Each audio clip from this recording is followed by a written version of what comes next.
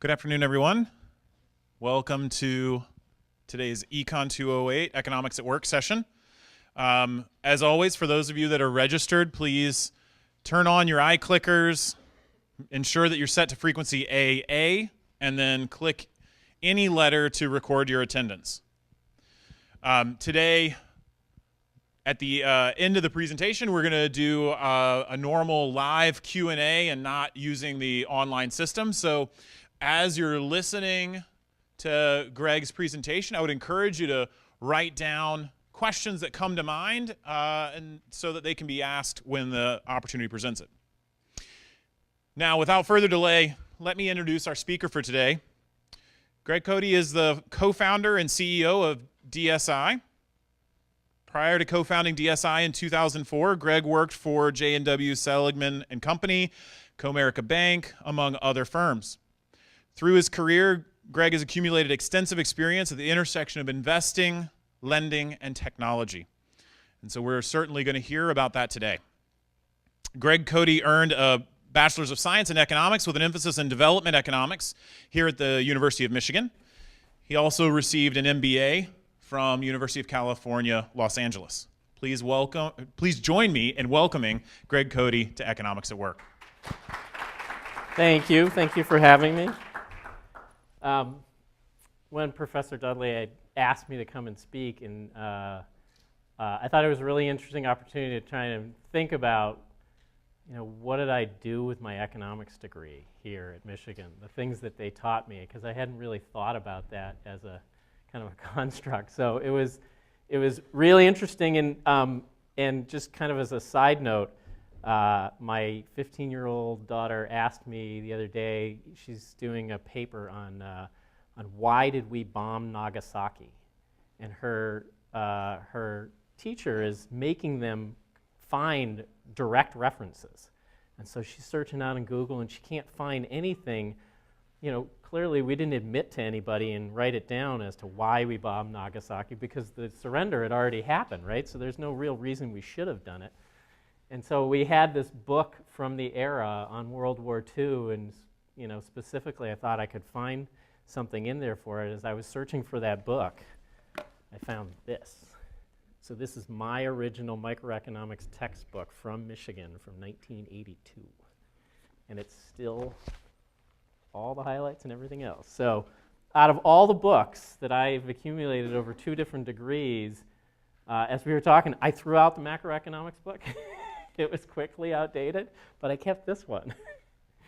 So this presentation is hopefully designed to give you kind of an idea of what you could use the skills for and why it's important. As we were kind of talking before, in the technology business where we're creating innovative change all the time, one of the things that's really, really important is to find a group of people that help you get stuff done and help you keep the trains running.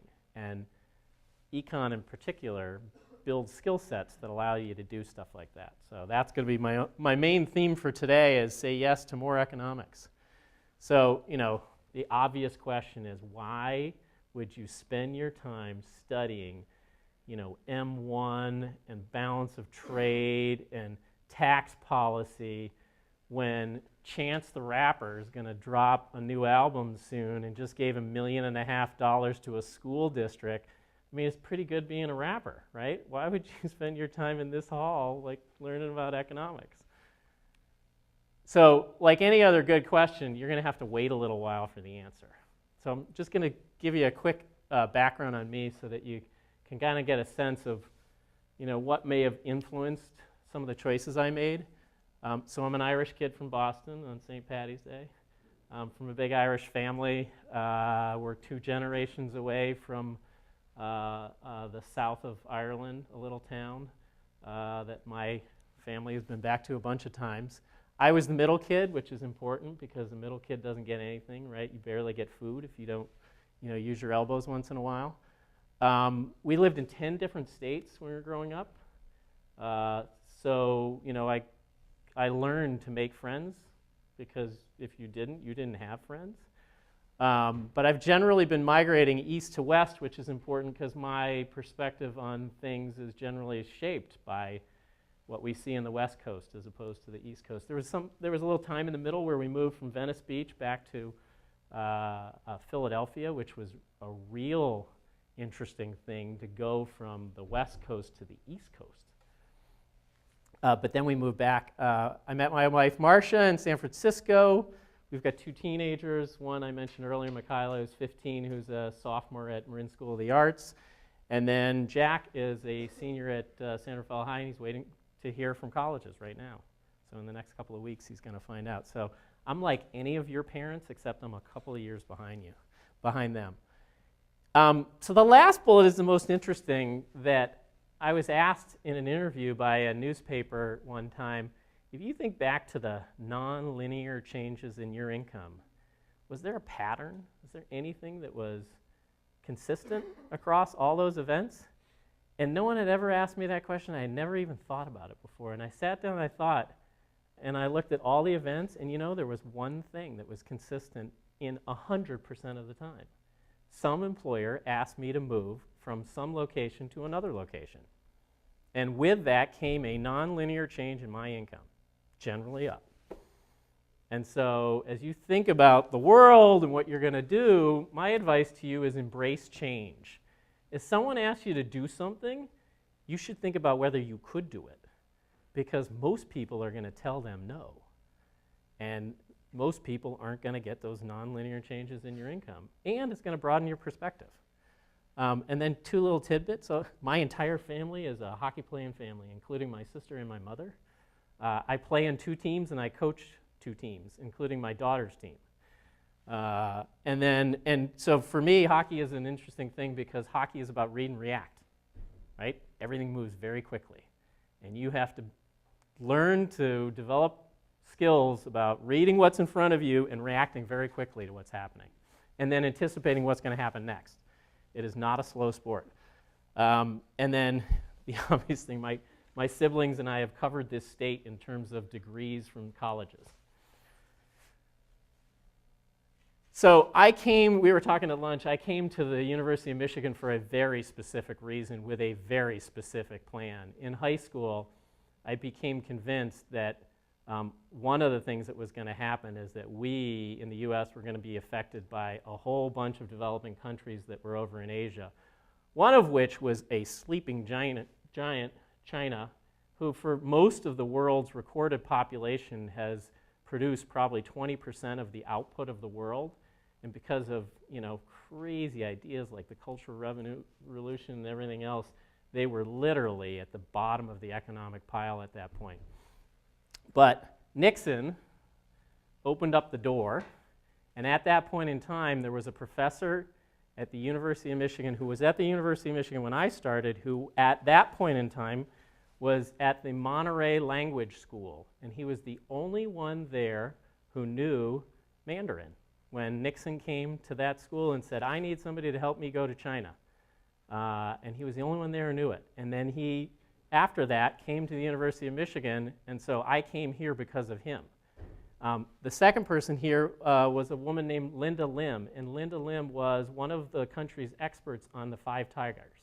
So Singapore, Hong Kong, Taiwan, South Korea, and Japan. And I was convinced that those 6 countries were going to change the way we viewed the world. And so I came to the school with the specific mission of going development economics and studying under these professors and then going to China. And so one of the jobs that I applied for right out of the school was with the World Bank in Manila.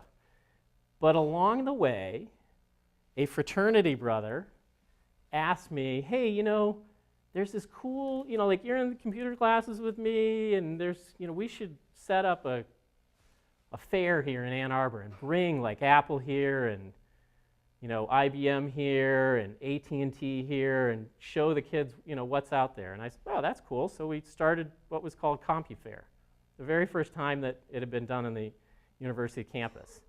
And then another fraternity brother of ours said to me, hey, you're an economics guy, you know a lot about finance and everything, and you know about computers because you just did this CompuFair thing. We have this startup here in Ann Arbor. Do you want to join as the CFO? All right. And then that led to me graduating we left the startup behind, but Comerica said, hey, you know, you're one of our young loan analysts, and we're going to California in a big way, and we want to do tech lending out in California. You know computers, and you know a lot about finance now because of the degree and what we've taught you. Do you want to come to California and be part of our tech group? And I said, oh, that's kind of interesting. And then after UCLA, which Comerica paid for, so I would highly recommend that you get your employer to pay for your MBA. PNC did the same thing. They found me at Comerica and they said, hey, do you want to come to Philadelphia? We're building a merchant bank that's not only going to lend to tech companies, but we're going to invest in the tech companies and we're going to manage their money and everything else. And you're one of the people that started Comerica's group, and that's one of the best, you know, that's the second largest practice in the United States. You want to do that? Okay. And then that led to Seligman, where I was working on a semiconductor plant deal in Philadelphia, outside of Philadelphia, and the head of the investment team at Seligman said, hey, you know a lot about tech and you know a lot about finance, and we're going to start a venture capital group. Do you want to come to New York and join the venture capital group? All right. And then I was sitting on a board, we were talking earlier, with one of the founders of Starbucks. And you know, at Seligman, we had $18 billion in the fund. We had a $2 billion venture capital fund. We had 300 companies in the portfolio. And so I'm sitting on this board with Howard Behar, the founder, one of the founders of Starbucks. And he says, you know, when are you going to get a real job? And I looked at him and I said, what do you mean, when am I going to get a real job? And he said, well, anybody can manage somebody else's money. When are you going to get up in the morning and build a company? And I thought, huh. But then that rattled around my brain for a little while, and then someone came to me with an idea, and lo and behold, I end up at Dragnet. So I came to this school with a plan to go to China, and 35 years later, I've never stepped foot on Chinese soil. And so, like, the world is about looking at opportunities that present themselves to you. And my best advice is just keep your eyes and ears open and be open to change and be open to trying things, because, you know, everybody thinks that they're driving the bus we're on, but I'm pretty convinced that we're all passengers on the bus. And so when things present themselves to you, if they're interesting, you should think about them and try new things. So why are economics important? Because I would argue that this is one of the most important degrees you could get. So again, back to Michaela. She's in the theater arts program, but she's a straight A student. She sets the curves in all of her math and science classes. And she's got this side thing that's going on where she wants to be a surgeon. And she can't figure out quite how she's going to balance the theater arts thing with being a surgeon. And so I said, you know, one of the things you could think about doing is getting an economics degree, because you shouldn't get a pre-med, right? You don't want to go into sciences if you want to go to med school, right? You want to do something different than sciences. That's what they're looking to see you do. And so why wouldn't you get an economics degree, learn the basics of all of this function, you know, these skill sets that we're going to talk about, and then decide if you want to do theater arts, or then decide if you want to go to med school. But this is a good foundational. So I think I've almost got her convinced, and she's a cold weather girl, so I might actually get her to come here. Because Jack is a warm weather guy, so he wants UC Santa Barbara, Cal Poly, right? He's looking for all those warm weather schools. The underlying connections matter. So this is so, so, so important. Anything you do, whether it's technology, investing, anything else, banking, it's all about the connections that happen between things. And your job is to figure out what those connections look like in advance. And this is one of the degrees that forces you to look at connections, right? Things like micro and macroeconomics are iterative. And the different reactions, actions and reactions matter, and it creates these pathways, right? And you got to follow the pathways. Those are really important skills to have out in the world. And think about just like in medicine, right? When you're trying to diagnose somebody, you got to have a logical pathway for all the options that you consider, and economics teaches you how to do that. Data is king. I am in the data analytics business. I will absolutely argue until wee hours of the morning that you better figure out how to make decisions based on data, not on your gut intuition. So there's a dynamic around that you can collect data, and then at some point you got to make a decision, right? So you're not going to have perfect data, but you have to start with data. And this is one of, again, the disciplines that teaches you the value of looking at the data that's actually there. It is a zero-sum game. No matter what they tell you about, fintechs changing the banking world and opening up new markets and all this other stuff, the reality is there are generally in most businesses a set of incumbents that have been there for a long time, and they control a group of limited resources. And so if you're going to unseat one of them or get any part of that business, you're taking away, buttered bread from somebody else. It is a zero-sum game, and economics is one of the things that teaches you about zero-sum games and how do you get through all of those little mazes. Model building is a competitive advantage. This is so important. So we had a model at Seligman that literally predicted Intel's earnings before they would announce them. And we had investments all the way down Intel's supply chain. And our model was so good that we could go, even after Reg FD, which said every investor has to have the same information, we would go to their suppliers and ask them these seemingly disparate questions, but we were looking to get a better bead on a variable that we had in our model, and we knew that those suppliers would know what that volume was, or that pricing was, or that input was. And so it asked 60 different questions of 15 different suppliers, and in the end, we weren't far off of their actual number almost every single quarter. So model building, which is what you learn here, is a serious competitive advantage. Time is critically important. It's the only thing that you can't create more of. It is the most valuable thing that you have, is time. And you got to figure out how to value it and how to choose well between the opportunities that you have to spend your very limited time. I spend a lot of my time at my company trying to figure out where we should be spending our time. Because, again, it costs money. In my business, in the venture capital business, I have venture capital investors. They expect a 33% annual return on their money every year. So if you think about the time, this isn't a 6-7% interest rate kind of deal. These are big, big rates of return they're expecting. So they need, right, to get that kind of return, I got to produce a lot. So this is one of those disciplines that teaches you the value of time. And then lastly, luck favors those who are prepared and plan. There are some people that can wing it, but the vast majority of people that succeed and get stuff done are the ones that plan. And again, this is one of those disciplines that teaches you about planning. How do you figure what's going to happen before it happens? So, side tip. The vast majority of money that you can make as an investor in the stock market is about the asset class you're in. So it's growth stock, value stock, international, domestic, utility, natural resource. And you can go out there, if you have access to some of these big investment banks, they'll do heat maps. Which of these sectors are hot? If you can figure out which of the not hot sectors are going to be hot soon, put your money in there before all the other dummies figure it out, that's 70% of the gain on the market almost every year. My uncle, who has been in the investment business forever and ever and ever, you know where he invests his money these days?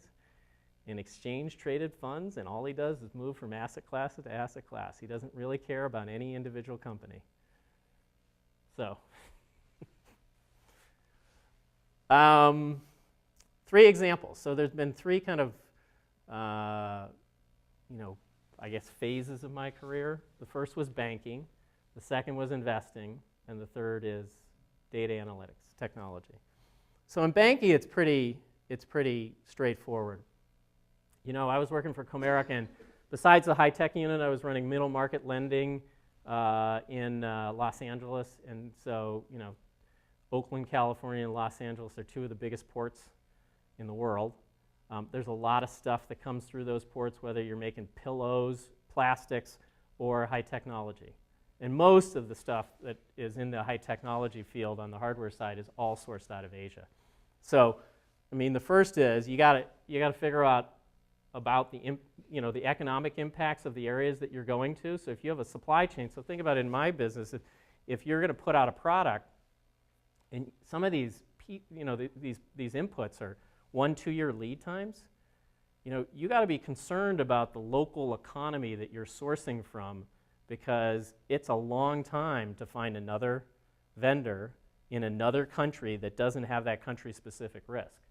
And so you got to think about these things before you go into those markets, even though you're selling something in the United States, right? You wouldn't think about what's going on. Why would Korea just get rid of their, the leader of their country out of the blue? Government regulations.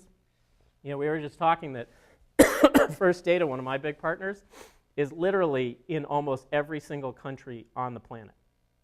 There's like 8 countries in Africa that they don't do business with, and that's it. Everywhere else they are. So they're subject to government and tax regulations in hundreds of different local governments making decisions that affect them and their global supply chain. International trade finance. So we were regularly financing something that was bought overseas but needed to be delivered to the United States. Right? The ocean is a really, really, sometimes very nasty place. And sometimes the things that you buy end up at the bottom of the ocean. And so if your stuff that you paid for is on the bottom of the ocean, who's going to go get it?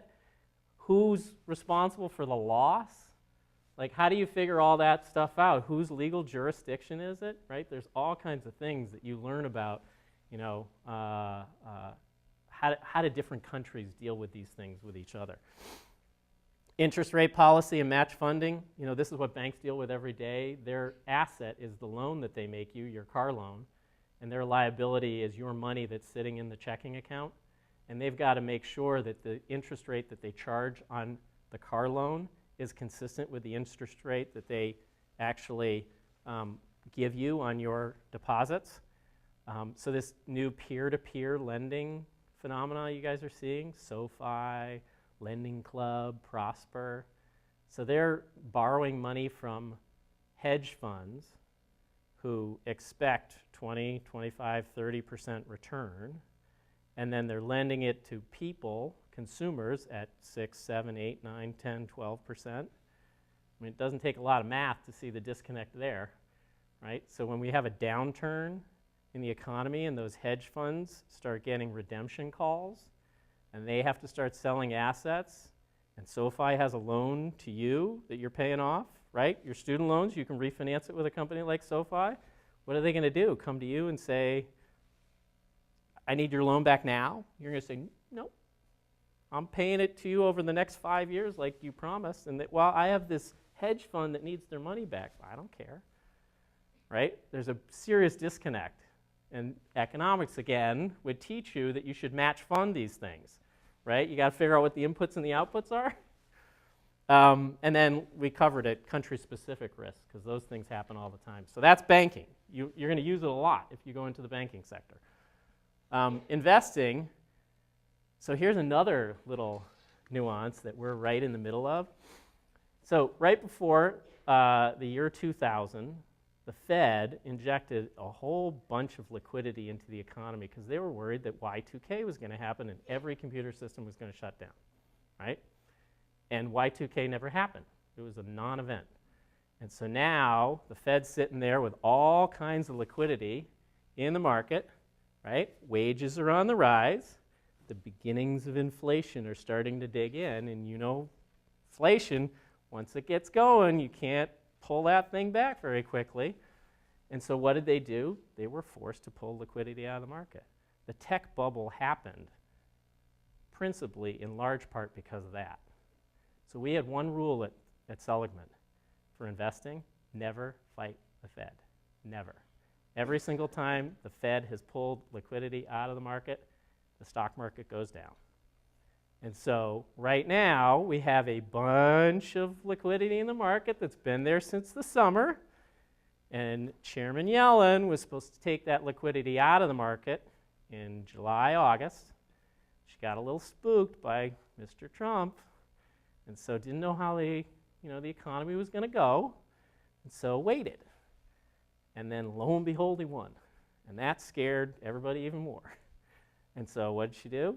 She waited again. And so Donald Trump thinks that the stock market bump was all him, right? Because everything's all about him.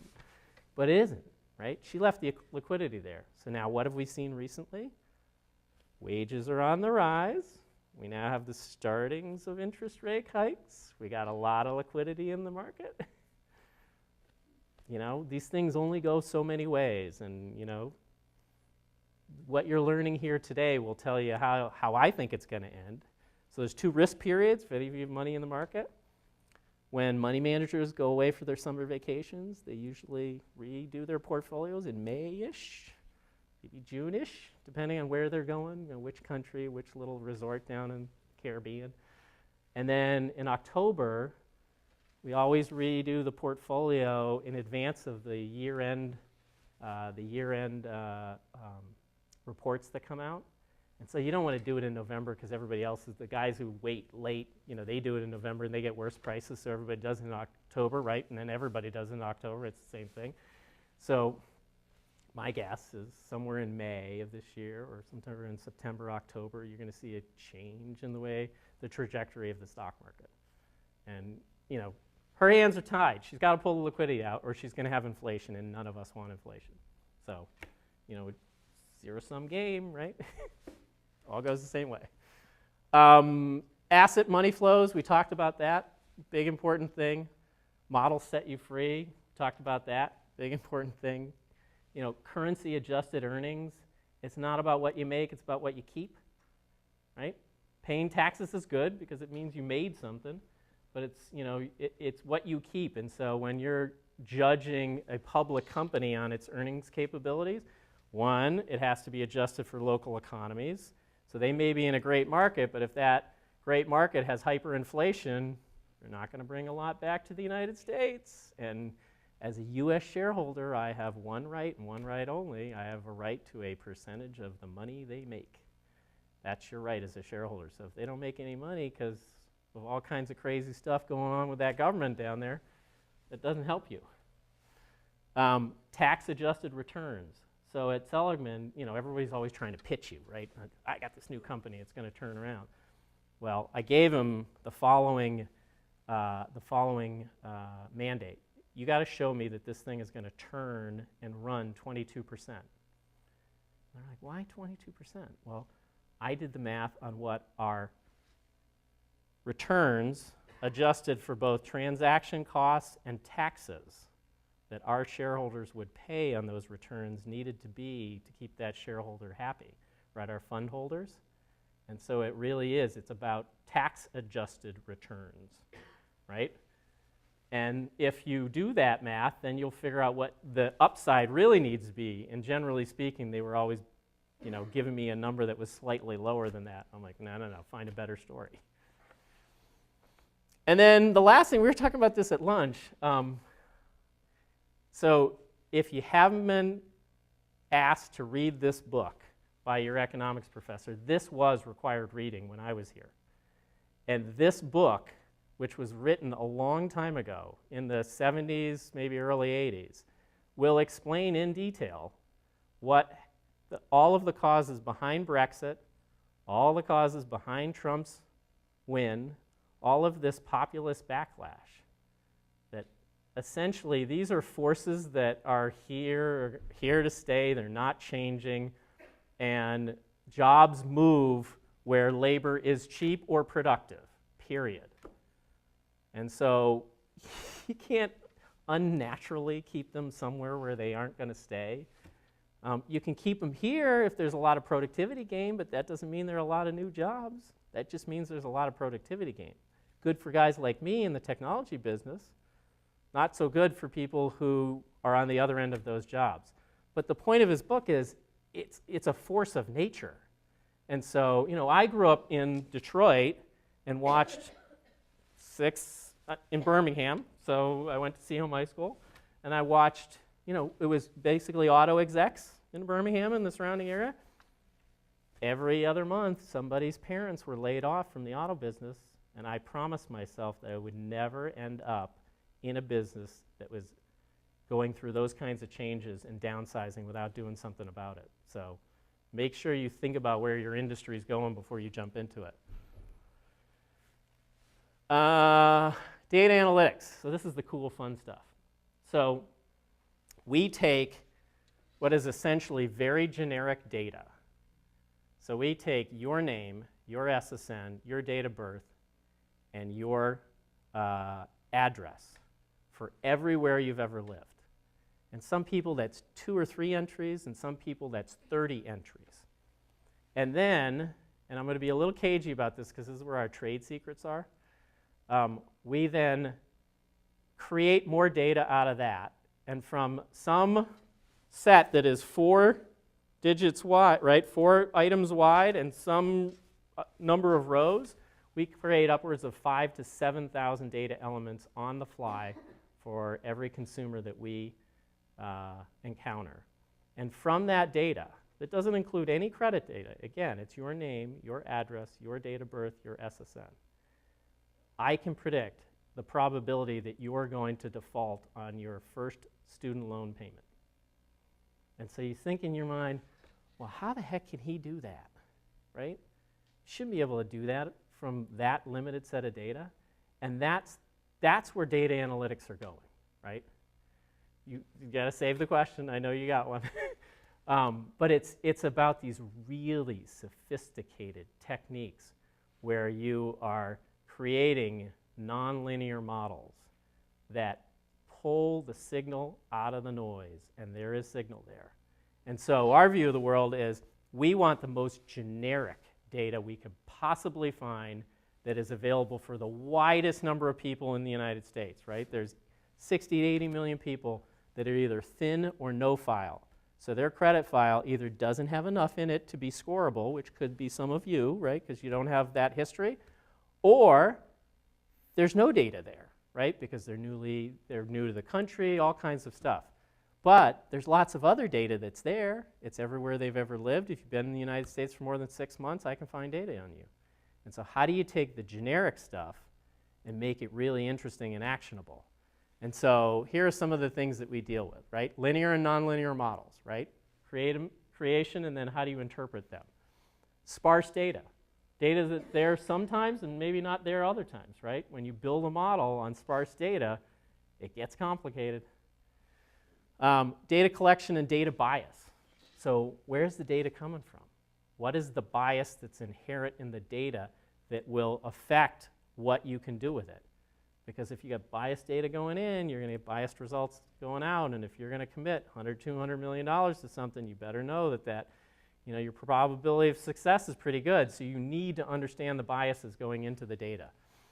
Some of the errors in data correlation. So this is an actual example.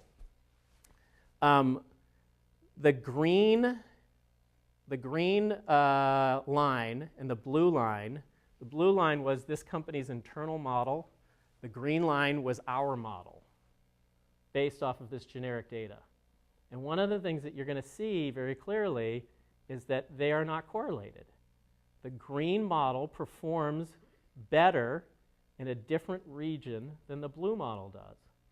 And so if you can recognize that and fuse the models like we did in the red model, all of a sudden you get a model that performs across all regions.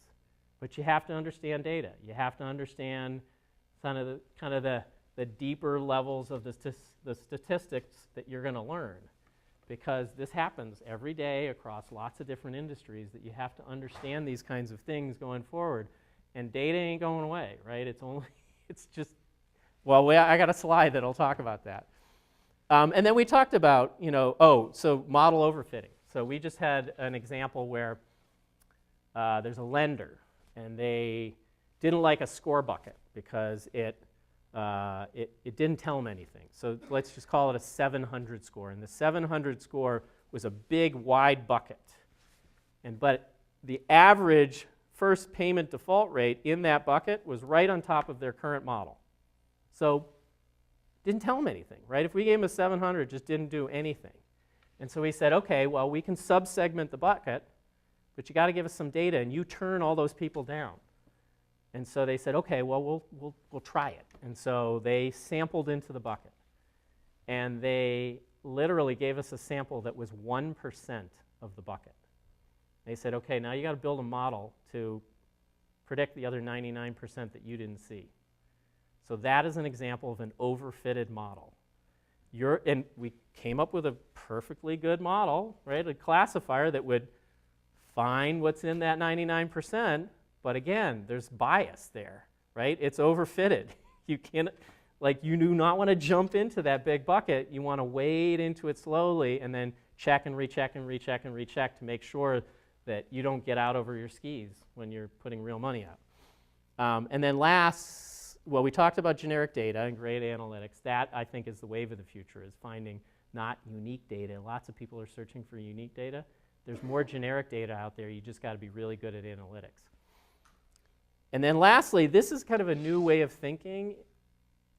In the old days, you would figure out what data was, right? And then you'd figure out what you thought you could do with it. So my earlier example of why would I be able to tell about your ability or your probability of defaulting on your first student loan payment based on where you lived, right? The new way of thinking about data is collect the data, figure out what you want to get out of it, and then let the data speak for itself. Be good at the techniques that will analyze the data the way it is. And then don't have preconceived notions about what it should do. Measure it and figure out what it will do.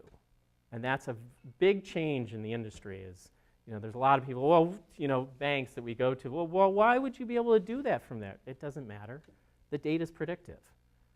Figure out how to get the signal out of it and then let the data speak for itself. But you're going to have, that's kind of an evangelistic kind of thing that you got to teach people to just trust that.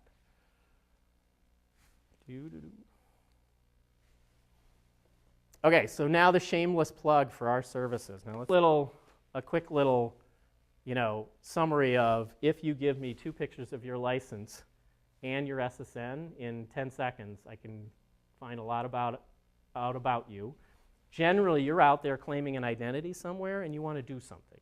And so companies pay us to help them understand, are you who you say you are?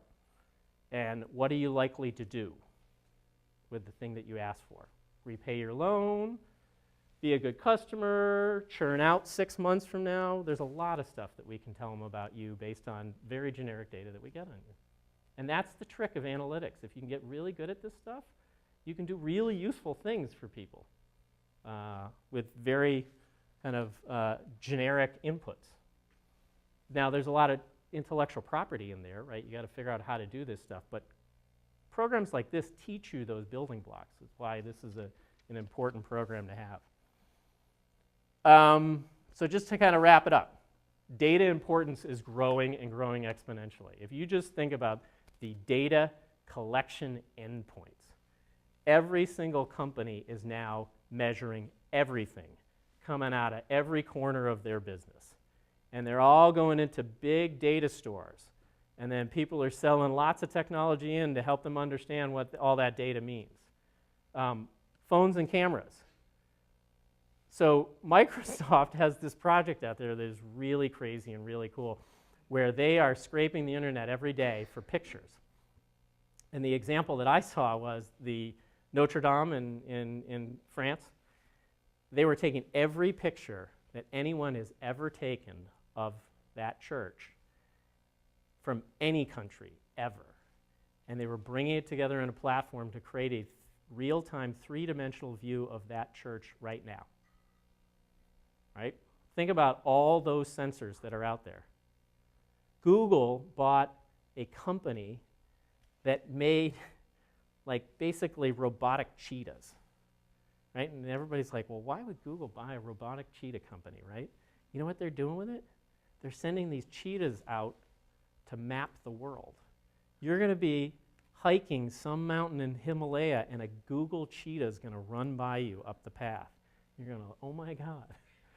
Because it's a sensor, and it's a sensor that moves. Drones are now being used to check bridges, check power lines, They all have cameras on it. It's not just about the president sending, some missile into some village somewhere. There's a lot of data being collected from drones that isn't being collected from anybody else because nobody else is at that perspective and angle, right? And then IoT, the Internet of Things, holy smokes, they're trying to connect everything to everything. And the data collection that happens from all this stuff is going somewhere.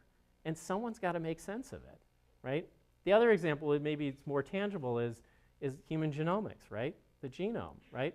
Someone figured out it was all there, but now you got to dig into it and figure out what it means and what you can do with it and what kind of diseases can you stop with it. But it's all about data, and it's all about data analytics. So, if I have one piece of advice that is born out of the sheer fear that I had as a kid growing up in suburban Detroit and everybody's parents getting laid off, if you go into the data business, you will be fully employed for your entire careers. You do not have to worry about that. You will have many, many opportunities to do anything you want. So get good at all the things that they're trying to teach you. That's all I have.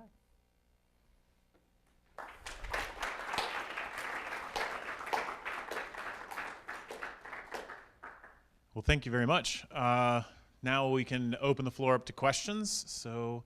Oh, wait a second. Oh. I have one thing that I forgot. Okay, so we got a little test.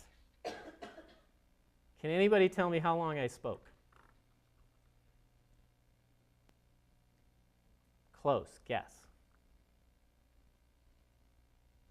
Right. Close. Yep. Was anybody observant enough to notice how many slides I had?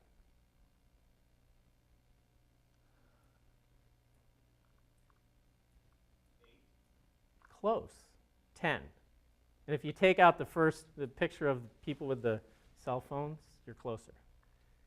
So, on average, how much time did I spend per slide? Simple math, people, simple math. Yeah, 4.5 minutes. Do you think that human beings can hold their attention more than an hour? Probably not. I've been in 90-minute meetings. It's painful, right? So with most stuff that you're going to do in your business careers, you're going to get an hour. With every VC on the planet, you will get exactly 1 hour. You need at least 20 minutes to talk to them at the end and figure out what you want to do or what they want to do, whether I'm talking to a customer, one of my employees, or an investor. It's the same thing. So if you make a slide deck in your career that has more than 10 slides, you are doing yourself a disservice. And then the last point is, can I get just a little list from people of the things that they heard today? Big concepts. What did you hear? Anyone? Luck favors those with the plan. Okay, there's one. What else? Embrace change. Yep. Yep. Anything else? Yep. What else? Don't fight the Fed. Security's bad? Dead. No, I didn't say that. You said that. What did I say?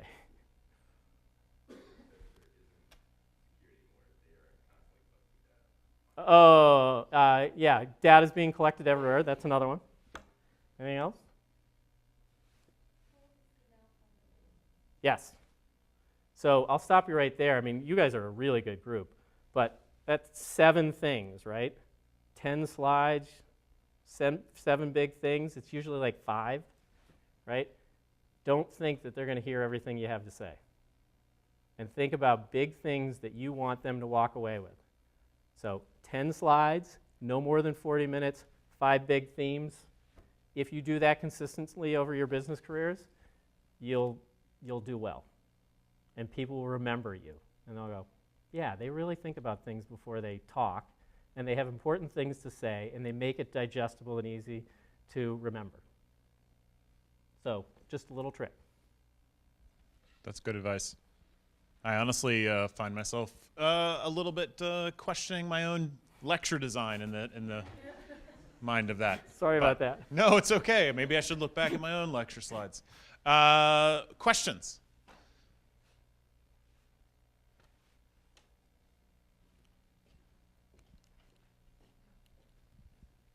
You mentioned embracing change when you went from Comerica to PNC to J&W, but I was wondering if you could speak to at all the risk that was involved, or if it's important to be, if it's okay to be risky, or how much risk was involved when you were making those changes. So there's lots of risk, right? Because generally when you move to a new an organization, you have no idea really, right, what you're going to find. You can interview all you want. We find that interviewing has the lowest correlation to actual job performance out of anything you can do when screening for employees. And I can tell you in most cases, I knew 15% of what I was in for before I got there. Because when someone's recruiting you, they're really nice. Like, they want you to join. And they don't tell you about anything that is going on that really, so at Seligman, I got there, and I was the commercial banker, right? And everybody there was an investment banker. And so they're like, oh, you don't, Greg, I know you think these things aren't working very well. And I said, yeah, but, these fundamental things, And they're like, oh, well, yeah, but you're a commercial banker. We're investment bankers, right? And then slowly but surely, those things came home to roost. And then slowly but surely, I built an infrastructure underneath it to support it. And then all of a sudden, I was the chairman of the Venture Capital Investment Committee.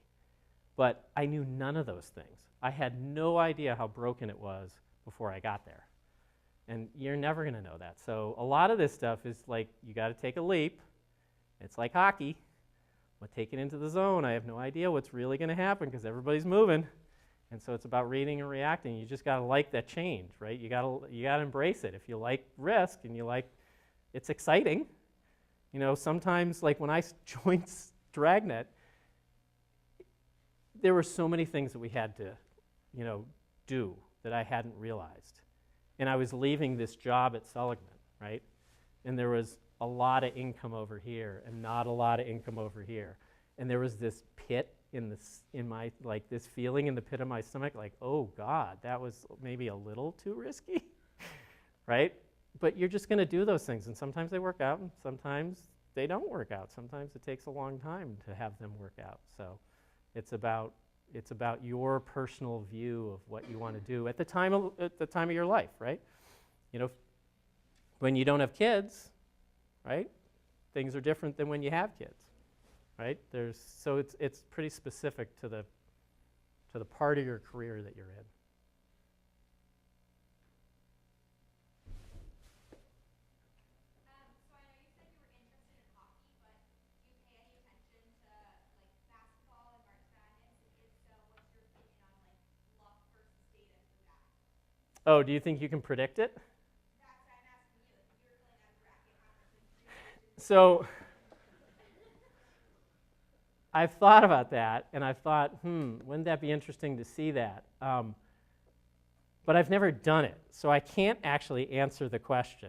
And I was on the plane when I had 3 hours left to fill in my bracket this year, and unfortunately, I landed in Chicago after that expired.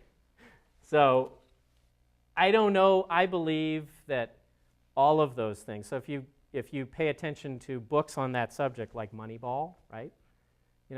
They changed the way that they manage baseball teams based on data, right? It is about data. It is about, human beings are pretty consistent. And they change over time with coaches and things like that, but their trajectory are generally predictable. So he would argue to you, and I've seen him, give interviews on this, he would argue to you that, yes, you could. You could predict it, but the guys in Las Vegas will tell you, no. That they've already figured out those odds, and all you got to do is go to the sports desk at the Venetian, and you'll figure out what they are.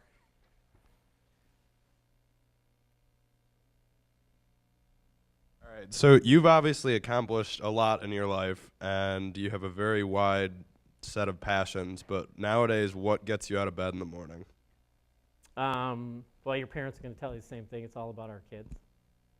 It's about helping them understand what they're going to encounter and giving it to the advice in such a way that they listen, right? Because a lot, when I was your age, I thought I knew everything, right? And my parents would tell me these things, and I didn't listen. And then I got to about 26 or 5, and you'll look back and you'll go, God, I was so stupid. They were so right. But, it's about, like, how do you give them little hints and then let them, so this is, someone, I had some questions that were sent to me beforehand. One of them was about, like, what's it like being a board member? So I would tell you the dynamic is the same in companies. So I sat on 21 boards, right? And there's always a headstrong CEO, right? He or she always knows what they're going to do, right? And so what you learn as a board member, you think, I'm the biggest shareholder in the company, I can wield my bat, right? And then what you learn is that you're a farmer, and that if you listen and watch them, I do this with my kids, and I say, it'd be really good if Michaela learned to do that instead of this. So then what you do is you make a comment somewhere, and you got to pick the time and place where it's going to be received or heard, and then you just walk away from it, and you let it sit. And what I found is that if it's a good idea, 4 months later, 3 months later, 6 months later, they come back to me, like CEO would call me and say, hey, my team and I have this great idea. It's this.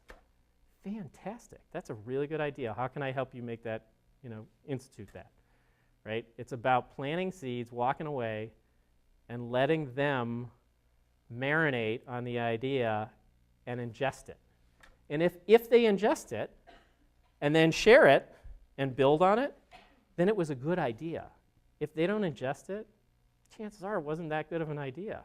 And I don't have all the answers, so I have some crazy ideas too, right? So, back to your question of what I spend my time on, it's like trying to help them kind of navigate this crazy, teenage years, right? They're both in high school, so you're a little past that, but you probably are close enough to remember all the stuff you went through.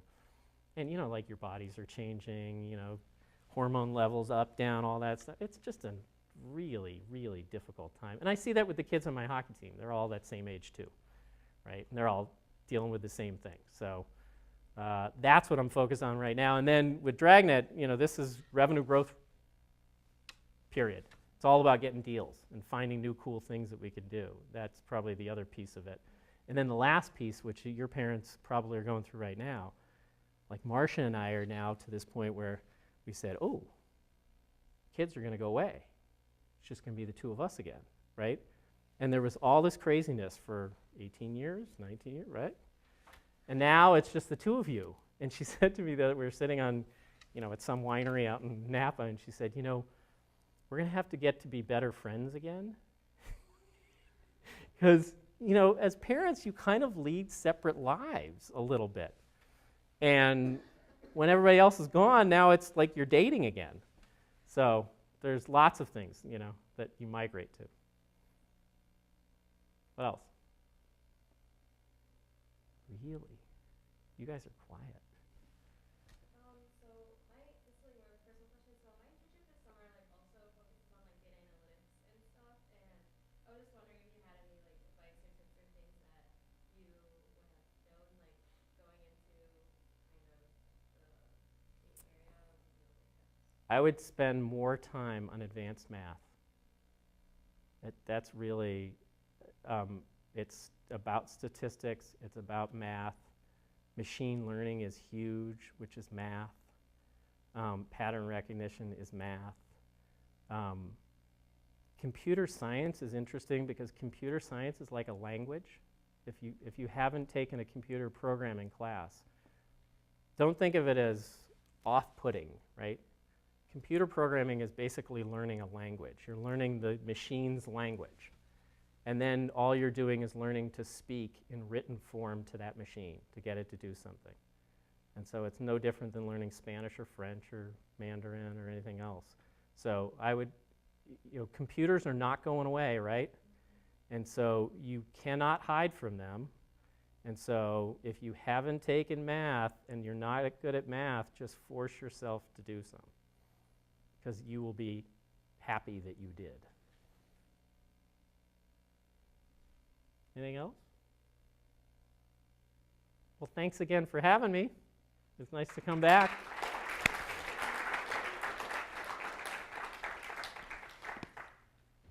Well, you can continue your conversations with Greg out in the lobby for our reception. Thank you, Greg, so much. So